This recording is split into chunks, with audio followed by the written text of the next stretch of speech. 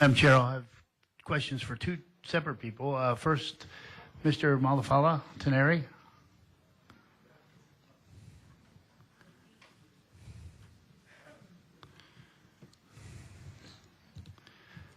Thank you for coming, and thank you for your service to our community in many ways. Thank you for having me, sir. Thank you. Mr. Malafala, you are a fairly high-profile individual in the community, and I think it required courage for you to step forward. Have you been counseled by some folks said, hey, bro, don't get involved, it's only going to hurt you, come back and bite you, things of that nature? Yes, sir. First and foremost, thank you for your kind words. I'm just a humble servant, just loving the people of Hawaii, or visitors alike. No doubt, I've received a lot of criticisms. Like many of us here in opposition of this bill, we have family members who are on the other side that have this lifestyle. But guess what? In Hawaii, we don't call them gay. We don't call them mahus. We call them cousins, brothers, sisters. So yes, sir, I'm here against opposition, against many friends and families. But I stand by my beliefs. I'm not going to let any man, woman, or child tell me how to believe, how to pray, and how to live my lifestyle. Okay. So also, Samoan culture, you guys have the fa'afafine, which is a widely accepted part of the culture, correct? But they don't marry, that's still reserved for a man and a woman, correct? Yes, sir. Okay. Thanks, Teneri. Thank you. Okay, thank you. Next. Chair, Other Chair, testifier? I have wait, Representative McDermott, Representative Ward has a question for the same testimony. Ma'afala, if you could come back for a second.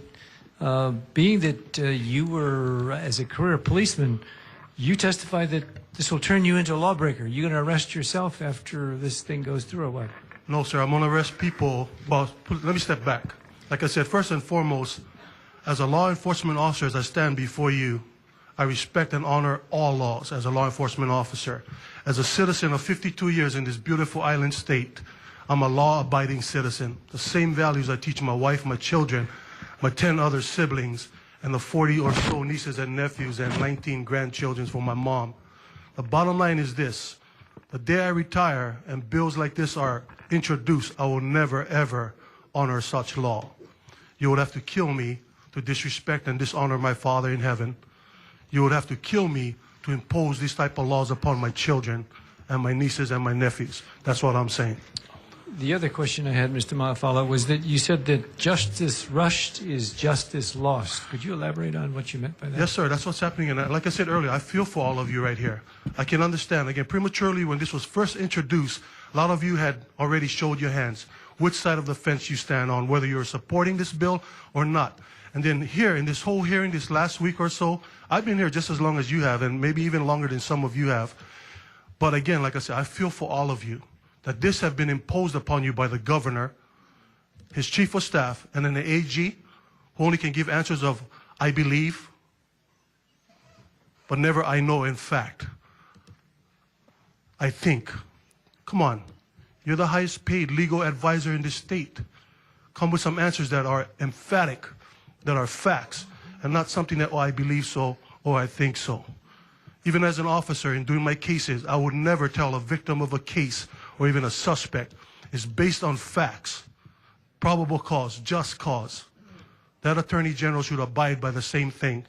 So unfortunately for all of you, by the will of the governor, you have faced the wrath of the people, both sides of the fence. And like I said, the injustice has been served on the LGBT people. You guys have not given them a chance to put something on the table to address their needs. And then if we're talking about parliamentary rules, majority does rule. As a union president, that's how I run business, based on Robert's rules, the majority rules. Yeah, there's a flip side from a humanistic standpoint. If you're talking majority, majority doesn't always prevail. It's true. For the minority, we as government leaders, we listen to what the majority has said, but we also listen to what the minority are saying as well. We're not oppressing them. Okay, let's address their needs and their concerns as well. Thank you for putting a plug into the minority that sometimes I am extremely a member of. Thank you, Chair. Thank you, Mr. Ma'afala. Madam Chair. Same person. I have a couple questions for Mr. Ma'afala. I have. Okay. And just to let you know, Madam Make Chair. sure I don't remind you guys again. Okay, go ahead. Okay, Madam Chair, it's just got to thank the law enforcement officer here. It's because of law enforcement officers like this that I'm a law-abiding citizen today. Obviously, you run to one law enforcement officer like this, it's hard to run contrary against the law. But I have a question for you, Mr. Mafala. As a someone, are you full-blooded someone? Yes, sir. Have you ever had people mispronounce your name? Have you ever in your life experienced discrimination or things related to that? Yes, sir. So you know what discrimination looks like, and you know what discrimination doesn't look like. Yes, I definitely do, sir. And if I could just elaborate a little bit. The interpretation and application of discrimination is so Wait, blown let out me of hold. proportion. Let me stop you right there. What's your next question? Well, I would like to hear his answer in response to that, into that If you question. could Chair, keep it please short, let please. the questioner proceed. Please. Representative Let- Ward, let- can you not inter? I'm not interrupting. You're interrupting, madam. No, Representative Ward. Thank you. Representative Ward. Representative Ward? If we're not Madam? going to be courteous with each other, we're never going to end this hearing. So if you could please refrain from interrupting others, but Thank please you. go I ahead. shall. Go ahead. Yeah, as it relates to discrimination, no doubt, sir, I've been discriminated against. My whole family, we've been discriminated against. Like being the minority in this beautiful island state of ours, still, we get discriminated against. But what I was trying to say, there's two types of discrimination. No doubt, if you're going to discriminate against race, color, creed, religion, then that's wrong. But it's not wrong to discriminate against something that's not in line with your beliefs based on biblical foundations and the like. Okay. The last question I had is, this is something that's important to me, and I would like, given your leadership role in the community, as a legislator, are we addressing the right priorities? As a law enforcement officer, you see a lot of the things that go on in the state of Hawaii.